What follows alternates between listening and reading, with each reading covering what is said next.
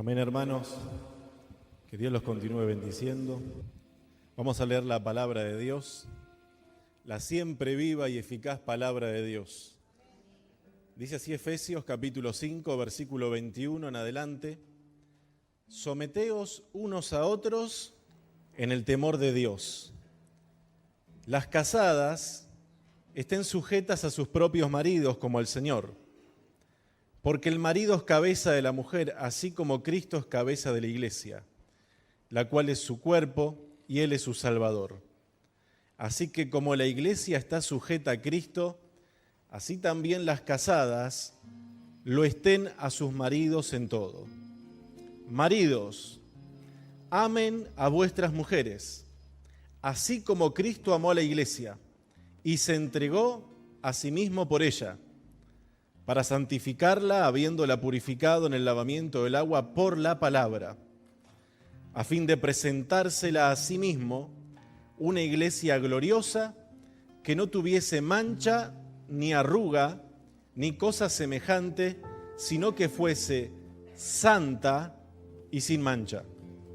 Así también los maridos deben amar a sus mujeres como a sus mismos cuerpos. El que ama a su mujer, a sí mismo se ama, porque nadie aborreció jamás a su propia carne, sino que la sustenta y la cuida, como también Cristo a la iglesia, porque somos miembros de su cuerpo, de su carne y de sus huesos. Por esto dejará el hombre a su padre y a su madre, y se unirá a su mujer, y los dos serán una sola carne. Grande es este misterio, mas yo digo esto respecto de Cristo y de la iglesia. Oramos para agradecerle a Dios por su palabra. Señor, gracias te damos porque tus palabras son para nosotros, Señor. Gracias, Señor, porque hay gran galardón no solo en saber tu palabra, sino en guardar tu palabra. Señor, gracias te damos porque nos dejaste este manual de vida. Gracias, Señor, porque en ellas encontramos la vida eterna. Gracias, Señor, gracias porque tus palabras son santas y si nosotros las ponemos en práctica, Dios mío, tendremos un hogar bendecido bajo tu cobertura, bajo tu amparo y bajo tu abrigo. Señor, gracias te damos en el nombre de Jesús y a ti damos la gloria, el honor, la honra y toda la alabanza por siempre. Amén y amén. Gracias, Señor Jesús. A lo largo de la historia el mundo se ha inventado todo tipo de excusas y de disparates para desacreditar a Dios y a su palabra, ¿verdad? Pero cuanto más se metan con Dios, más grande es Él, aleluya.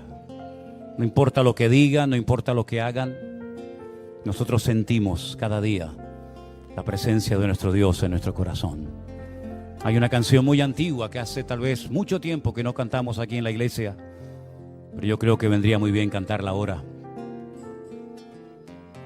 Dicen que no existes, que no eres realidad, pero estás vibrando dentro mío una vez más y obras en tu pueblo con amor y santidad, y te siento más y más. Cuando dicen amén, aleluya. Dicen que no existe, que no eres realidad, pero estás vibrando dentro mío una vez más. Con amor y santidad, y te siento más y más. Una vez más, dígalo conmigo. Dicen que no existe, que no eres realidad, pero estás vibrando dentro mío una vez más. Y obras en tu pueblo con amor y santidad, y te siento más y más. existes, que no eres realidad, pero estás vibrando dentro mío una vez más. Obras en tu pueblo con amor y santidad, te siento más y más. Y dicen que no existe,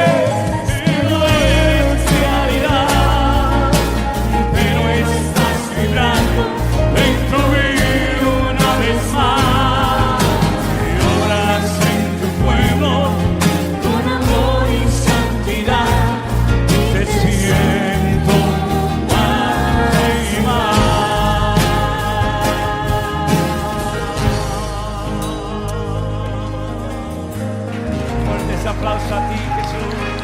Aleluya.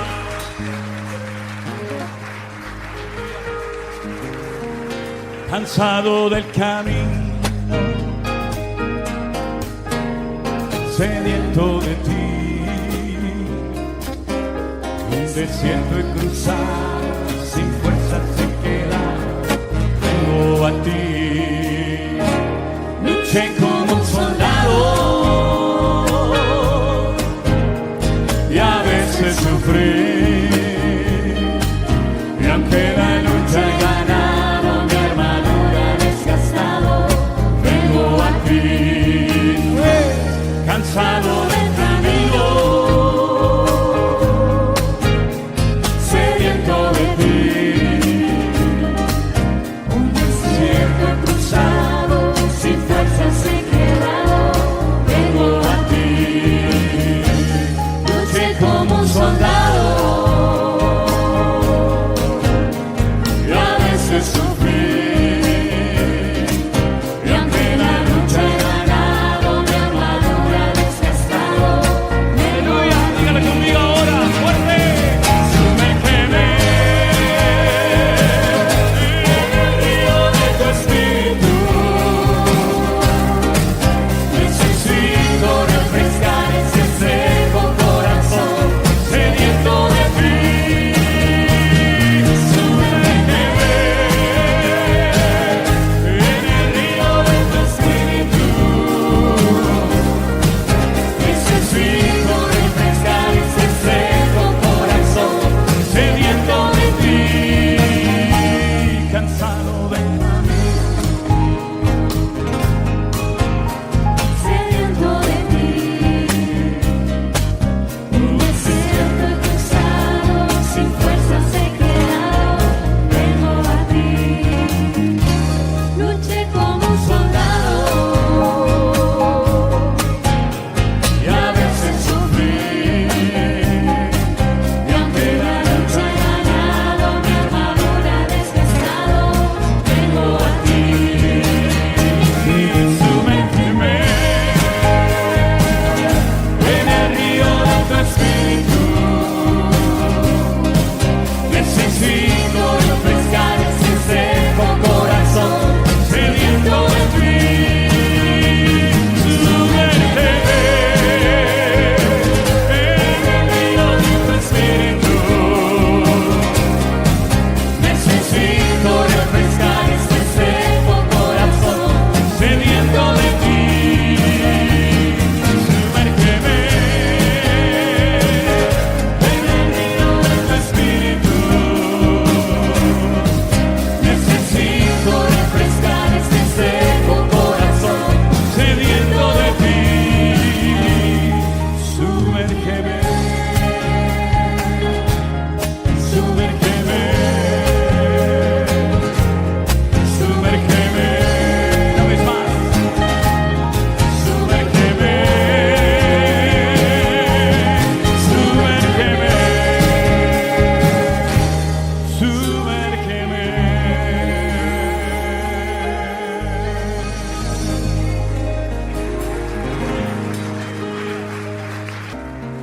Amén. Bienvenidos, hermanos. Nos ponemos de pie, una alabanza más. Y mientras la cantamos, los niños pueden pasar a sus clases de la escuela dominical, ¿sí? Aleluya. Mira al que está a tu lado. Tenemos la victoria en el nombre de Jesús. Aleluya.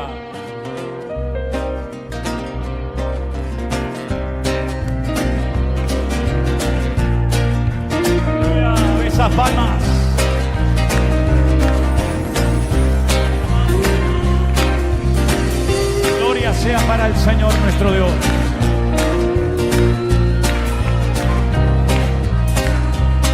Tú vienes contra mí con espada y jabalí. Yo voy contra ti en el nombre de mi Dios. No te tengo miedo por muy grande que tú seas.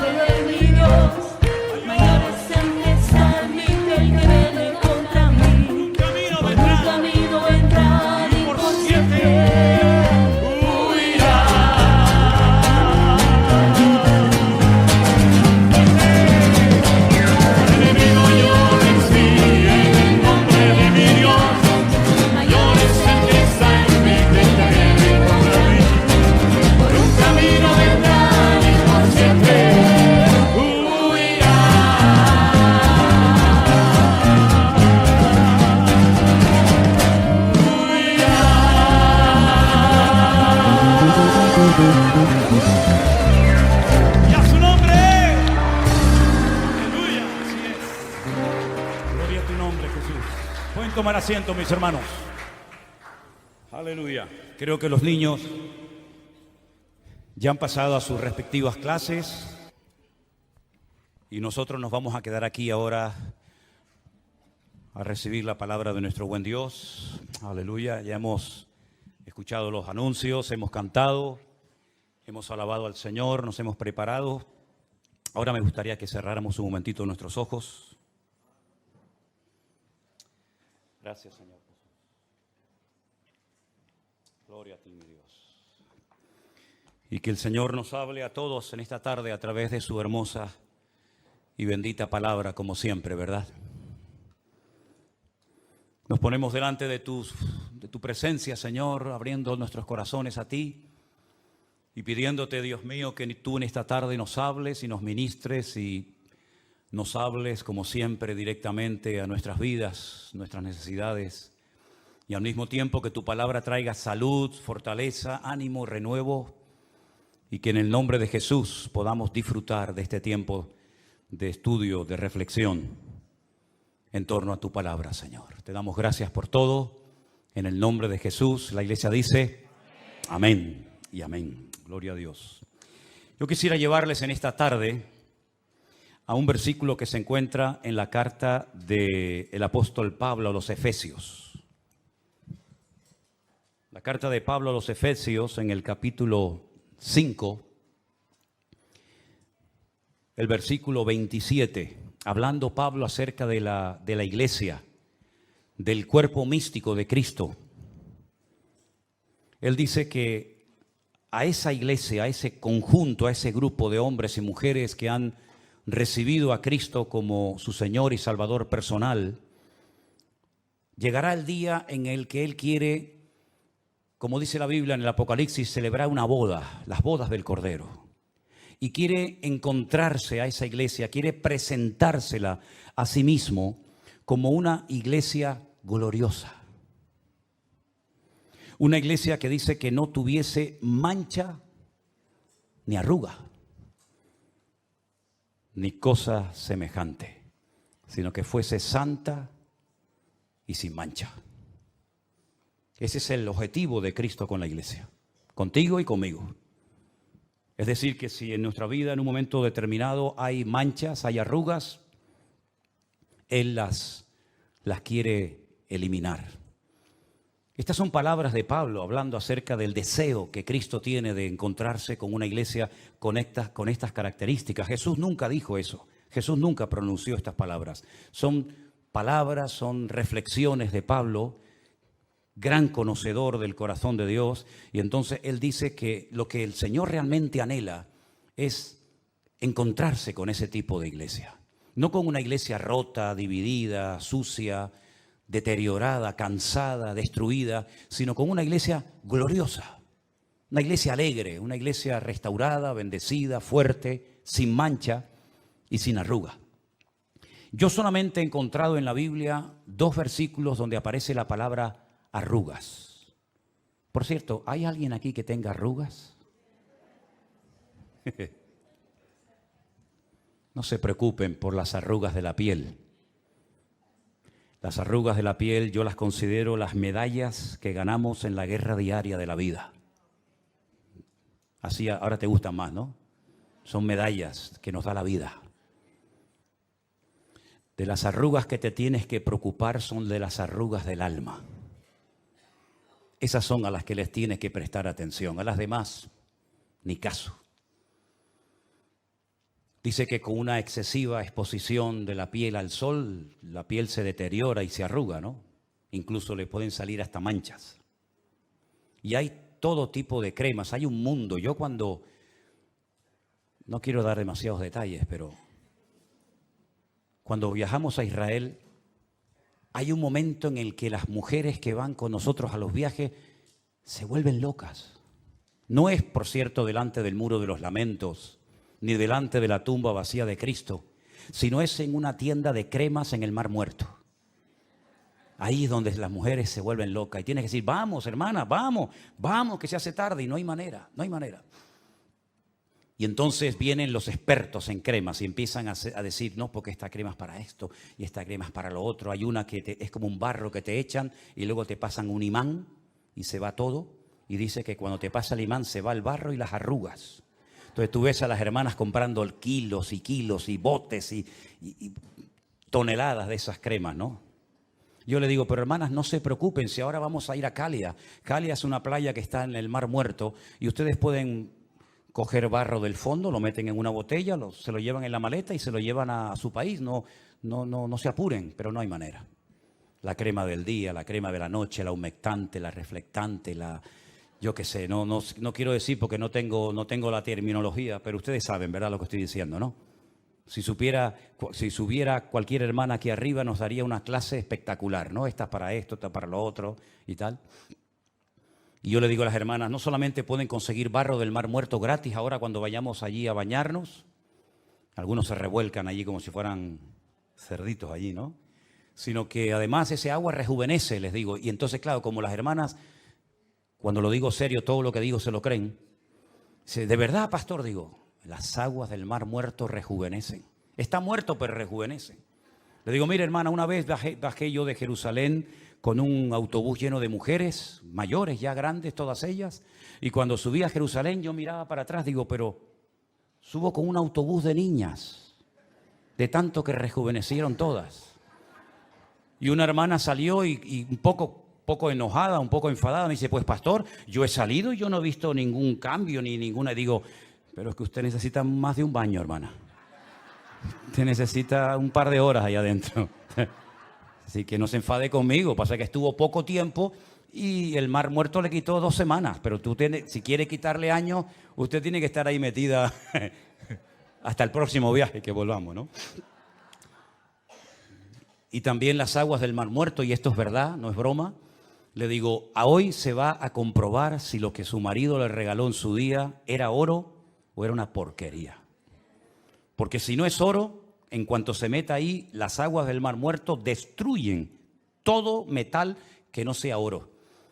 Entonces, ha habido enfados de hermanas que decían, mira, tú me dijiste que era oro y ahora resulta esto una verdad. Digo, bueno, mejor no se metan con nada por si acaso, ¿no? El primer versículo de la Biblia que aparece la palabra arrugas, ¿saben dónde está? En el libro de Job. Está en Job capítulo 16, verso 8. Y dice así, tú me has llenado de arrugas. Es Job hablando con Dios. Tú me has llenado de arrugas. Testigo es mi flacura, que se levanta contra mí para testificar en mi rostro. Parece ser que los sufrimientos de Job produjeron en él un envejecimiento, un deterioro tan tremendo que dice que comenzaron a aparecer un montón de arrugas en su cuerpo, en su cara sobre todo, ¿verdad? Ahora, es interesante notar que este término, estas palabras arrugas y manchas, las emplea Pablo para hablar del deseo que el Señor tiene de encontrarse con una iglesia en óptimas condiciones, y no, como dije antes, una iglesia destartalada que da pena verla. Una iglesia gloriosa, sin manchas, sin arruga, triunfante, victoriosa, en pie, firme, avanzando, ¿verdad? Eso es lo que el Señor viene a buscar a nuestras vidas. Ahora, hay elementos que para mí son muy importantes a la hora de relacionarnos con el Señor, a la hora de vivir nuestra vida cristiana. Y es, número 1, cómo yo me veo y cómo Dios me ve. Porque a veces yo me puedo ver mejor de lo que realmente estoy. Y me estoy engañando, creyendo que estoy bien, y después resulta que no estoy tan bien como yo pensaba. O culpándome constantemente porque no me veo con esa madurez, con esa santidad, con esa obediencia, con esa espiritualidad que el Señor demanda de mí. Y entonces, en vez de producir un orgullo, lo que crea es un sentimiento de culpabilidad que termina matando. Y el sentimiento de inferioridad, el sentimiento de culpabilidad, el miedo, el temor, la ignorancia, etcétera, etcétera, arrugan el alma. Después os voy a leer unas palabras, porque yo estuve durante un tiempo dando unas clases acerca de lo que es el alma, de la estructura del alma. ¿Para qué puso Dios el alma en nosotros? ¿Cómo funciona? ¿Cómo sabemos si estamos siendo impulsados por el espíritu o por el alma? ¿Verdad? Ahora, es interesante notar que, por ejemplo, cuando vemos en la palabra de Dios a la iglesia de la Odisea, la última que se menciona en la Biblia, en el libro de Apocalipsis, lo que la iglesia decía, lo que los miembros comentaban entre ellos acerca de su condición espiritual, en nada coincide con el concepto que Dios tenía de ellos. Porque ellos llegaron a decir cosas como esta, escucha, nos hemos enriquecido, no tenemos necesidad de nada. Son expresiones muy fuertes. ¿Cómo una iglesia, cómo un cristiano puede llegar a un punto de creerse, de autoengañarse, creyendo que ya no necesitas de nada, que ya eres el sello de la perfección, ¿verdad? Sin embargo, el Señor, cuando le habla a esa iglesia, lo que opinaba el Señor de ellos era completamente diferente a lo que ellos decían de sí mismos. Ellos decían: nos hemos enriquecido y de ninguna cosa tenemos necesidad. Y el Señor les dice: pobres, ciegos, desnudos, desventurados. Que no coincide ni una palabra de lo que el Señor dice de ellos a lo que ellos decían de sí mismos. Incluso a esa iglesia le pasó algo terrible, que para mí es la peor tragedia que le puede ocurrir a una iglesia, a un creyente. Y es perder la presencia del Señor y no darse cuenta. Porque es ahí donde el Señor dice: he aquí, estoy a la puerta y llamo. Si alguno oye mi voz y abre la puerta, entraré a él, cenaré con él y él conmigo. Es decir, que hasta llegaron a perder la presencia del Señor y no se habían dado cuenta. Creían que no tenían necesidad de nada. Y sin embargo, lo más importante que puede tener una congregación, que es la presencia, la gloria del Señor, la habían perdido y no se habían dado cuenta. Lo mismo que le pasó a Saúl, lo mismo que le pasó a Sansón, lo mismo que le pasó en un momento puntual a José y María, cuando dice que volvían al hogar donde tenían que vivir, donde ellos estaban, y dice que el niño se les perdió. Bueno, yo creo realmente que los que se perdieron fueron ellos, porque el niño estaba donde tenían que estar ellos también. Porque la fiesta es verdad que duraba 7 días, pero cuenta la historia que los que verdaderamente amaban al Señor y los que verdaderamente querían darle más al Señor de lo que Él pedía, se quedaban un día más. Es decir, que la mayoría, la masa, se iba al 7º día. Había trabajos, había animales, había ganadería, había muchas cosas, pero los que realmente amaban al Señor se quedaban un día más. Y mira por dónde José y María se fueron al 7º día. Y a los 3 días se dieron cuenta de que Jesús no estaba entre ellos. José pensaba que estaba con María, María pensaba que estaba con José. Los dos se equivocaron, tienen que dar marcha atrás. Y el niño Jesús estaba en el templo diciendo: en los negocios de mi Padre me es necesario estar.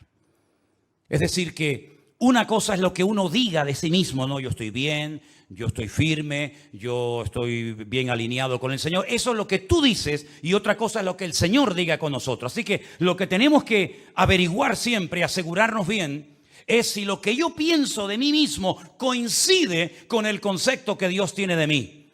Porque si no coincide, lógicamente el equivocado soy yo y no es nuestro Dios. Amén, hermanos.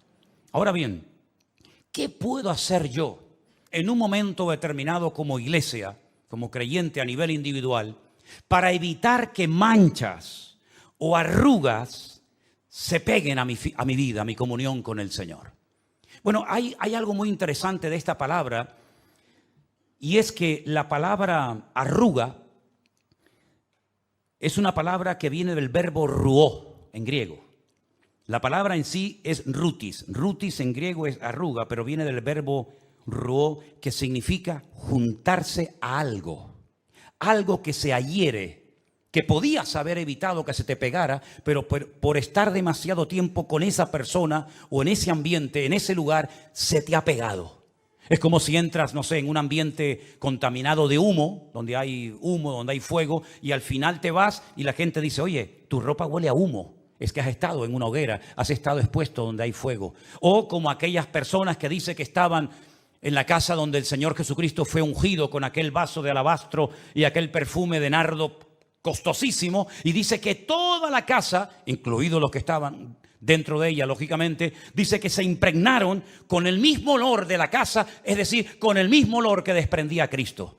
Es decir, que si tú estuviste ese día en esa reunión, cuando Cristo iba por la calle, la gente lo olía a nardo puro, y los que estaban con él, aunque no fueran de sus discípulos, por haber estado allí ese día con el Señor, también salieron oliendo al mismo aroma, al mismo perfume del Señor Jesucristo. Eso es ruó en griego. Es el juntarte a algo que se te impregna, que se te pega en tu forma de hablar, en tu forma de expresarte, en tu forma de comportarte en la vida, y esas son las arrugas de las cuales habla la Biblia. No es ningún pecado tener arrugas, ni mucho menos. Ya te dije antes que son como medallas, ¿no? Que nos da la vida. Pero lo que está bien claro es que hay cosas que nosotros como creyentes debemos de evitar. ciertos lugares, ciertas amistades, ciertas relaciones. Por ejemplo, una vez Pablo mandó una carta a la iglesia de Corinto y parece ser que lo malinterpretaron. Parece ser que entendieron mal lo que Pablo quiso decir. Y entonces él dice, vamos a ver, yo no les dije en ningún momento que no os juntéis con ningún fornicario. Yo no enseñé eso.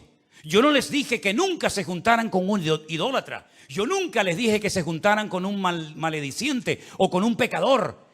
Dice, porque si yo les hubiera dicho eso, que no os podéis juntar con ningún tipo de pecadores, entonces tendríais que salir del mundo, porque todo el mundo es pecador y todos de alguna manera u otra han pecado. Yo lo que les dije, y ahí viene la aclaración, yo lo que les dije es que no os juntéis con ninguno que, llamándose hermano, ¿te das cuenta el matiz? Con ninguno que, llamándose creyente, seguidor de Cristo, hijo de Dios, fuere esto, aquello, y ahí menciona una lista de pecados tremendos. Dice, y lo tenéis que hacer para que se avergüence y se dé cuenta el mundo de que no todos somos iguales. ¿Se dan cuenta? Es decir, hay cosas que nosotros podemos evitar y debemos de evitarlas. Es nuestra responsabilidad personal como creyentes evitar ciertos ambientes, ciertos lugares, ciertas cosas. Como dice la Biblia, todo me es lícito, pero no todo conviene, evidentemente. Ahora bien, hay cosas que debemos de hacer para evitar que nuestra vida se arrugue, para evitar que nuestra alma se deteriore. Miren, el Señor me permitió publicar este libro. Perdonen que yo no estoy haciendo propaganda del libro. Yo lo que estoy diciendo es que aquí en este libro de Educación Cristiana número 2, yo estaba leyendo hoy algo que enseñé hace años aquí en la iglesia y dije que según leemos en la palabra de Dios en la Biblia, el alma también se enferma. No solamente la mente, no solamente el cuerpo, sino que también el alma, la parte anímica del ser humano también se enferma. Y a veces en las iglesias hay gente enferma del alma y no lo saben. Y di una lista de enfermedades del alma, como por ejemplo la melancolía, el miedo, el desánimo, el vacío constante, la desgana, la insatisfacción, la opresión, la insensibilidad, la hipersensibilidad, la amargura, la intranquilidad, el sentimiento de culpa, la constante atracción por cosas dañinas o peligrosas, el énfasis distorsionado a hacer siempre algo para estar entretenido y ocupado, ¿verdad? Y después di un poquito más adelante, en la página 46, una pequeña lista de versículos donde aparece la palabra alma, cómo se manifiesta y cómo actúa. Por ejemplo, ¿quién no conoce el Salmo 23? Dice la Biblia, en el Salmo 23, verso 3, Él confortará mi alma. Algo hará el Señor en mi alma que va a traer confort, va a traer tranquilidad, ¿verdad? Después dice el Salmo 19, verso 7, que la palabra de Dios, al exponernos a la palabra de Dios, nos transforma y restaura nuestra alma, que es el asiento de nuestras emociones y recuerdos, etcétera, etcétera. También en el Salmo 41, verso 4, el salmista le decía al Señor, Señor, sana mi alma. También le decía el rey David al Señor en el Salmo 142, verso 7, Señor, saca mi alma de la cárcel para que alabe tu nombre. Y entonces me rodearán los justos y tú me serás propicio. El Salmo 42, ¿quién no lo conoce de memoria? Mi alma tiene sed de Dios. ¿Cuándo vendré y me presentaré delante de Él? Y así podríamos hablar de docenas y docenas de textos bíblicos donde aparece el alma, sus funciones, cómo se manifiesta, cómo se arruga o se deteriora y al mismo tiempo qué podemos hacer para que el alma sea restaurada y mi vida sea espíritu, alma y cuerpo totalmente restaurado y transformado por el poder de Dios. Una de las cosas que debemos de hacer es lo que nos dice Romanos capítulo 12, versículos 1 y 2. Versículos que sabemos prácticamente todos los creyentes de memoria y que dicen así. Así que hermanos, os ruego por las misericordias de Dios que presentéis vuestros cuerpos en sacrificio vivo, santo, agradable a Dios, que es vuestro culto racional. Es decir, tiene que haber una entrega por mi parte. Tiene que haber una disposición de mi voluntad de rendirme al Señor como si fuera un sacrificio, pero en este caso no un sacrificio muerto como los que hicieron los israelitas durante siglos, sino un sacrificio vivo. Y entonces si hago esto, si hago lo que me indica el versículo 1, entonces podré ir al versículo 2, que también es muy interesante, que dice: no os conforméis, es decir, no haya ni un solo ápice de conformismo en vuestra vida. No os conforméis, sino transformaos por medio de la renovación de vuestro entendimiento. Ahí entra en juego la mente, para que podáis comprobar cuál sea la buena voluntad de Dios, agradable y perfecta. Si nosotros hiciéramos un esfuerzo personal por poner en práctica Romanos 12, 1 y 2 a lo largo de nuestra vida sería una maravilla. Porque estaríamos constantemente ocupados, no preocupados, sino ocupados en lo que el Señor nos demanda a todos y a cada uno que tenemos que hacer. Presentarnos delante de Dios, renovarnos espiritualmente, mentalmente. Y de esa manera iríamos comprobando paulatinamente, progresivamente, cuál es la voluntad de Dios para la vida de mis hijos, para mi trabajo, para mi matrimonio, para mi ministerio, para la iglesia. Y no estaría siempre diciendo: ¿y ahora qué hago? ¿Y voy o no voy? ¿Me callo? ¿Será que el Señor me llama? ¿Será que no me llama? Y no sé qué. Sino que si hiciéramos lo que dice ese texto, esos dos versículos, en todo momento podríamos decir: no, la voluntad de Dios es esta. ¿Y cómo lo sabes? Pues porque he hecho lo que dice la Biblia. Que cuando me dejo transformar, cuando me dejo tratar y moldear por el Señor, cuando presento mi cuerpo como sacrificio vivo, cuando renuevo mi mente, yo puedo saber en todo momento cuál es la voluntad de Dios, que dicho sea de paso, tiene las siguientes características: es santa, agradable y perfecta. Bendito sea Dios. Simplemente, digo entre comillas, por poner en práctica esos dos versículos. Pero hay otra porción tremendamente interesante que yo quiero compartir con ustedes en esta tarde, para darte material, para que sepas cómo evitar las arrugas, las enfermedades de tu alma y puedas ser un cristiano victorioso todos los días de tu vida. Leamos lo que dice Filipenses capítulo 3, del versículo 12 en adelante.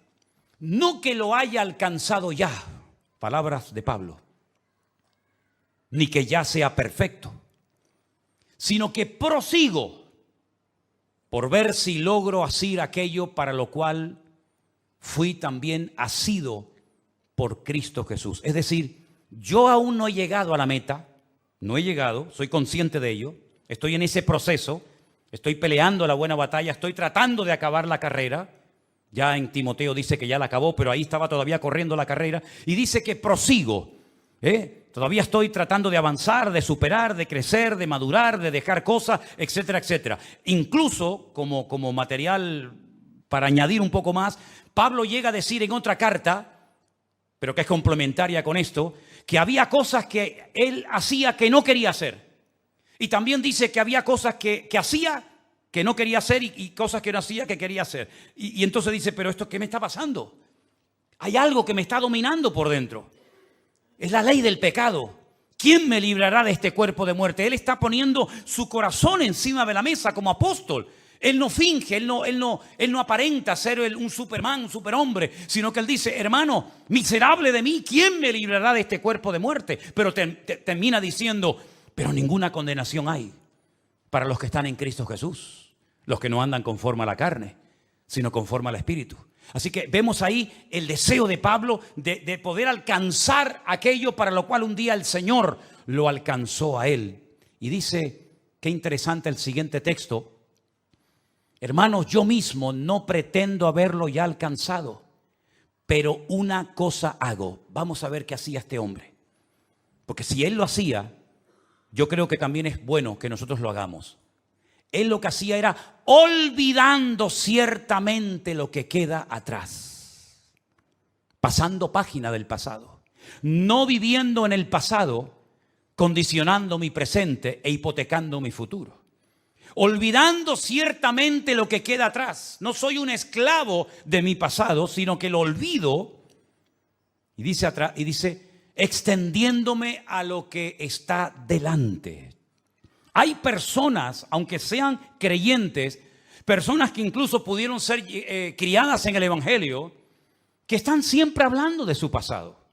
Algo hicieron, saben que lo hicieron mal, algún pecado que cometieron, algún desliz que tuvieron, en fin, lo que sea, y están como con una herida abierta constante y permanentemente. Y no pasan la página, no superan el pasado. Por eso su presente es catastrófico. Por eso su presente es un desastre. No se gozan. Están en el culto, están bien, salen de la iglesia y se les va la bendición. Es como si le pincharan un globo y se va todo lo que tienen, todo lo que han podido recibir en una reunión, en un culto. ¿Por qué? Porque son víctimas, son esclavos de su pasado. Y Pablo dice, yo lo que hago es olvidar mi pasado. Bueno, y si queremos ir más allá en esta idea, el creyente no tiene pasado. Amén, hermanos. Porque dice la Biblia que las cosas viejas pasaron. Y aquí todo es hecho nuevo. El que está en Cristo, cuidado, el que no está en Cristo. Pero el que está en Cristo es nueva criatura. Es una nueva criatura, es una nueva creación. Y las cosas viejas pasaron. Y aquí todo es hecho nuevo. ¿Hay algún versículo más? El siguiente. Prosigo a la meta, al premio del supremo llamamiento de Dios en Cristo Jesús. Es decir, allí delante hay un premio, allí delante hay un galardón. Aquí no lo tengo. Voy corriendo, voy avanzando, pero si yo me paro, lo pierdo, porque no es cuestión de correr una temporada, no es cuestión de estar bien un tiempo. Bueno, si usted ha corrido, si usted ha dejado el pecado, si usted ha dejado su mala vida, bautizándose, incluso dando testimonio y ejemplo, de una forma representativa, simbólica, de que usted ha superado su pasado o quiere superar su pasado, estupendo, genial. Pero no sea como Abraham. Hace poquito hablábamos de él, ¿se acuerdan? Dice la Biblia que Dios le dijo a Abraham, sal de tu tierra y de tu parentela a la tierra que yo te mostraré. Hermano, más claro agua. No hay que saber ni arameo, ni griego, ni hebreo para entender este mandato. Sal de tu tierra y de tu parentela a la tierra que yo te mostraré. Ya está, esto lo entiende cualquiera, aunque lleve 2 días en el Evangelio. Sale de su tierra, pero no cumple la otra parte. Sale con su padre, sale con su hermano, sale con su sobrino. Es decir, pero esto no es lo que yo te dije, Abraham. Yo te dije que salieras tú solo con tu mujer, pero no con todo este séquito, no con toda esta gente. Bueno, comienzan a avanzar, llegan a un lugar llamado Haram, ¿se acuerdan? Mitad de camino. Entre Ur y Canaán, la mitad se llama Harán. Pero es que ese lugar no se llamaba Harán. Harán era un hermano de Abraham que murió en Ur de los Caldeos, ¿se acuerdan? Era Nacor, Harán y Abraham. Nacor sale con su padre Taré, con su hermano Abraham, pero Harán se muere. Y entonces llega el padre y no sé lo que le pasó, le entró nostalgia, víctima del pasado, el dolor, la herida de haber perdido un hijo. Seguramente diría, ay, cómo me gustaría que alrededor de esta fogata, alrededor de este fuego, escuchara esta conversación mirando a las estrellas y viendo cómo el Señor ha creado todo. Cómo me gustaría que estuviera mi hijo Harán. Qué bonito sería que Harán estuviera con ustedes también. Sí, es muy bonito, pero Harán ya murió, papá. Ya no está entre nosotros. Harán murió. Lo dejamos en Ur de los Caldeos. Bueno, pues entonces, como no me lo pude llevar, sino que dice que lo enterró allí, a esta tierra, a este territorio, para recordar siempre a mi niño, a mi hijo, lo voy a llamar Harán. Y dice que en Harán llegaron y se quedaron. Pero esa no era la voluntad de Dios. Cumplió a medias el llamado. El capítulo siguiente dice, pero Dios había dicho, tiempo pasado, pretérito, Dios había dicho, sal de tu tierra y de tu parentela a la tierra que yo te mostraré. Luego Abraham tiene que despedirse del padre, tiene que despedirse de su hermano, pero otra vez se lleva a otro que no tiene llamado de Dios. En este caso Lot, su sobrino, que al final también terminó mal aquello, se tuvieron que separar por el camino. Eso es lo que son las arrugas, es juntarte o dejar que se pegue algo a tu vida que no forma parte de tu herencia espiritual. ¿Para qué te tienes que llevar a tu padre? Si yo te dije que no te lo lleves, ¿para qué te tienes que llevar a tu sobrino? Claro, ya eres mayor, a lo mejor tu sobrino te echa una mano y tal, pero olvídate de eso, yo estaré contigo, tú serás de bendición a todas las familias de la tierra, pero estas condiciones, si no las cumples, la bendición no viene. Y hay bendiciones que a veces vienen a nuestra vida, y seamos sinceros, sin buscarlas y sin pedirlas. Pero hay otras muchas bendiciones que vienen por pagar un precio. Y en este caso, Nosotros tenemos que pagar el precio de la obediencia absoluta a nuestro Dios. Mira, para ser más directo y más claro, tú no necesitas hoy por hoy de nada ni de nadie para vivir una vida cristiana victoriosa. Así de claro. ¿Cómo que de nadie? ¿De nadie? ¿A quién necesitas tú para ser un buen marido? Yo, bueno, a mi esposa. ¿Y si no viviera? ¿Y si no tuvieras hijos o si no tuvieras marido? Tu vida se destruye. No hay propósito, no hay sentido, no hay deseos de vivir, no hay llamado, no hay santidad, no hay nada. Tú no necesitas de ningún elemento externo. Tú lo único que necesitas es renovarte y transformarte en la presencia del Señor cada día para que puedas comprobar cada día, cada instante de tu vida cuál es la voluntad de Dios santa, agradable y perfecta para tu vida, mi querido hermano. Eso es lo que tenemos que hacer. Desprendernos, dejar atrás el pasado, superar el pasado, dejar de lamernos las heridas. Es que me dijo, es que me hicieron, es que me dijeron. Ya está bien, ya está, déjalo ya, pasa la página. Ahora, cuando yo hablo de la iglesia, muchas veces le he dado muchas vueltas a la cabeza con esto, porque yo digo, pero Señor, si uno observa la iglesia a nivel mundial, la iglesia está muy manchada. Y la iglesia tiene muchas arrugas, ¿sí o no? Y te va a dar tiempo a ti, con el poquito tiempo que sabemos que falta para que tú vengas. ¿Te va a dar tiempo a ti de hacer en poco tiempo lo que no se ha conseguido en 2000 años? ¿Van a hacer falta otros 2000 años para tener una iglesia sin mancha, sin arruga, gloriosa, maravillosa? Bueno, hay un versículo que a mí me da una alegría tremenda en mi corazón. Y está en el último libro de la Biblia, que es Apocalipsis 19, los versículos 7 y 8. Me gustaría que los leyéramos juntos, por favor, ahí los tiene. Vamos. Gocémonos y alegrémonos y démosle gloria, porque han llegado las bodas del Cordero y su esposa se ha preparado. Y a ella se le ha concedido que se vista de lino fino, limpio y resplandeciente, porque, sigan, el lino fino son las acciones justas de los santos. Como el Señor sabe cómo va a terminar todo esto, tú y yo no lo sabemos. No sabemos el futuro. El único que sabe y conoce perfectamente el futuro es el Señor. El Señor nos da un adelanto y nos dice, al final de los tiempos, esa iglesia con problemas, esa iglesia dividida, esa iglesia imperfecta, esa iglesia que parece que no termina de componerse, etcétera, etcétera. A esa iglesia yo la vestiré de lino fino y resplandeciente. Y ustedes podrán decir, gocémonos y alegrémonos porque han llegado las bodas del Cordero. Hava Nagila Hava Benismeja, esa canción tan famosa, ¿no? La canción que cantamos cuando vamos navegando en el barco en el mar de Galilea. Hava Nagila Hava. Este es el versículo. Gocémonos y alegrémonos. Hava Nagila Hava Benismeja. Eso es lo que significa. En otras palabras, llegará el momento en el que la iglesia será perfecta. Pero esa perfección solamente la alcanzaremos cuando lleguemos a la presencia de nuestro Dios. Mientras tanto, todavía hay muchas cosas que superar. Todavía hay muchas relaciones tal vez deterioradas que se tienen que restaurar. Y todavía hay muchas arrugas y manchas que tenemos que trabajar en cada una de ellas. Amén, hermanos. Y que yo sepa, perdone si me equivoco, que yo sepa, las arrugas, ¿saben cómo salen? No las del cuerpo, no lo hagan, sino las de la ropa. ¿Cómo salen? Ahí está. Gracias.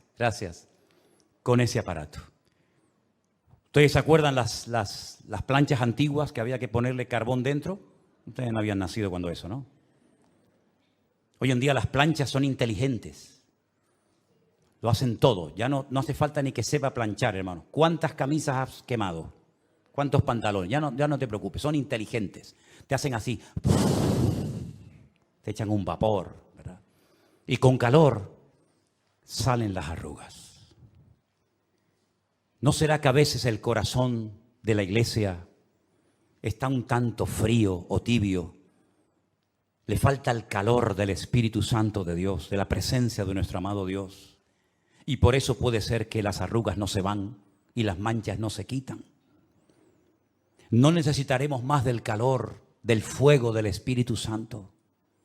para que esas arrugas se vayan y nos presentemos delante del Señor sin mancha y sin arruga, ni cosa semejante.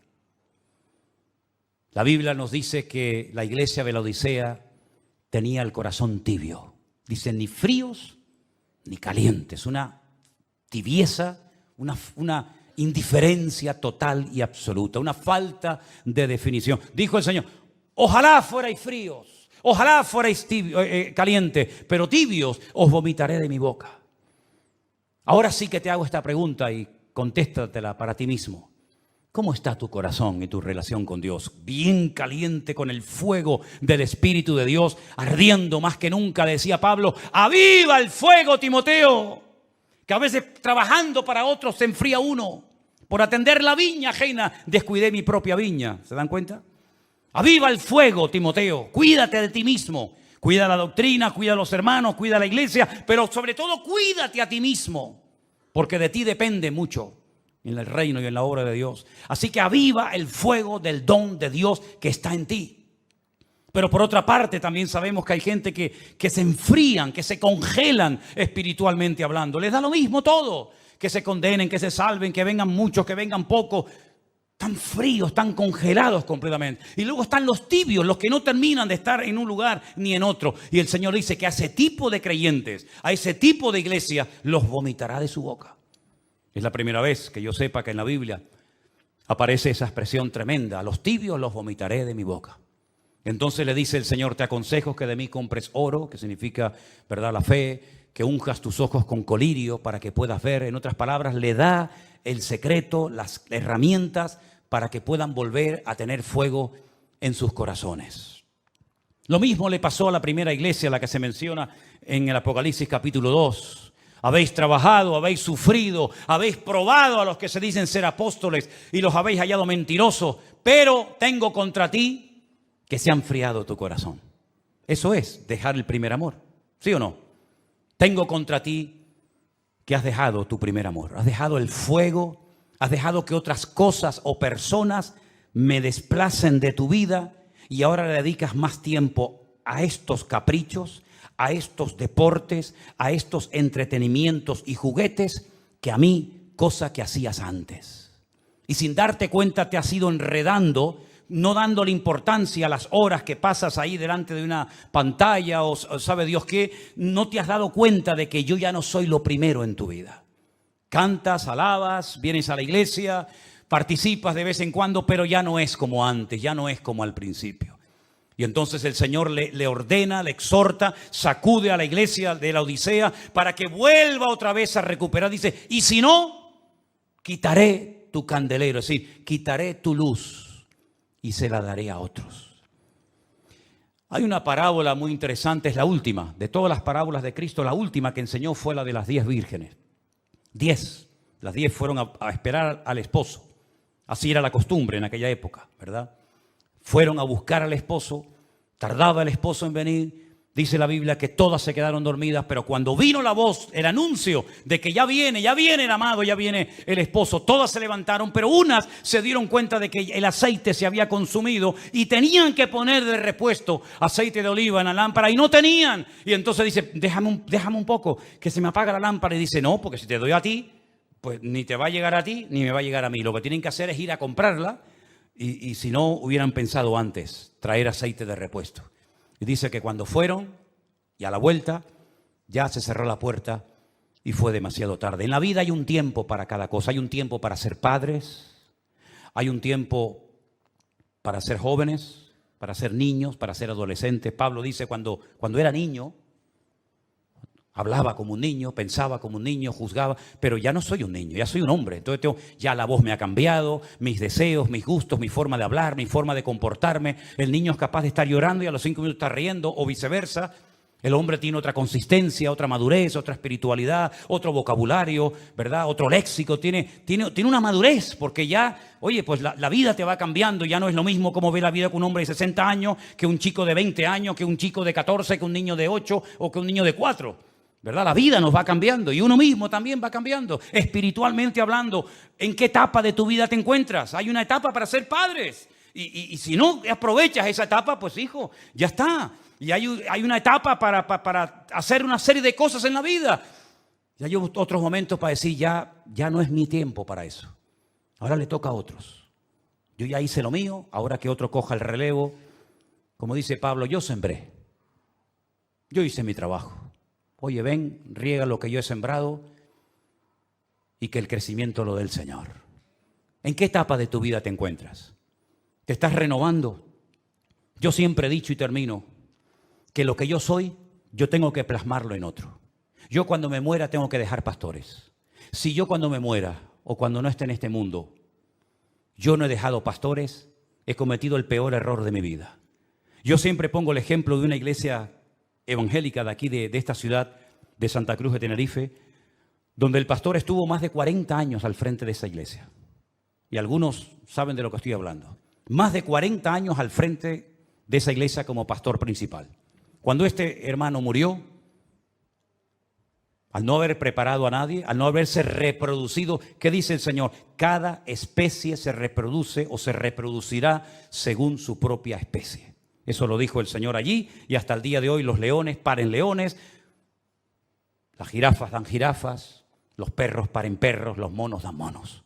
No es que hay una mutación y ahora los leones están pariendo vacas y las vacas están pariendo cebras y las cebras están pariendo conejos. No, cada uno según su especie, en lo vegetal, en lo material, en todo, en lo animal, en lo espiritual también. ¿Qué eres tú en Cristo? Yo sé lo que soy en Cristo. Si yo no me reproduzco según mi especie, he cometido una equivocación. He sido un pastor estéril que simplemente ha atendido y parido ovejas, pero que no ha preparado pastores para que cuando esta persona termine su carrera, como la terminó Moisés y como la terminó todo el mundo, pues haya continuidad. Porque en el reino de Dios la continuidad, la perseverancia es un elemento fundamental. Entonces yo sé en lo que me tengo que reproducir. Yo tengo que producir el mayor número de obreros y de pastores a lo largo de mi vida. Esa es mi meta. Hoy por hoy. Cuando tenía 20 años tenía otra meta. Hoy por hoy esta es mi meta. Pero y tú como creyente, lo que estás haciendo, lo estás reproduciendo en otra persona para que el día que tú faltes, por el motivo que sea, alguien tome el relevo de lo que tú le enseñaste en su momento. Porque Pablo pastoreó la iglesia y es una maravilla tener a Pablo de pastor, aunque a algunos tampoco les caía muy bien Pablo. Pero cuando Pablo se fue dejó a un Timoteo, cuando Moisés se fue dejó a un Josué, cuando Elías se fue dejó a un Eliseo. El problema fue cuando murió Josué, que no dejó a nadie y se armó el caos, la anarquía en el pueblo. Cada uno hacía lo que le venía en gana, dice la Biblia, libro de los jueces. Cuando se murió Eliseo, un caos terrible porque no dejó sucesor, no dejó heredero. Tú tienes que buscar tu heredero, tu escudero espiritualmente hablando. Lo que tú estás haciendo hoy por hoy en el cuerpo de Cristo, tienes que reproducirlo en otro, porque si no, se cortará el hilo conductor.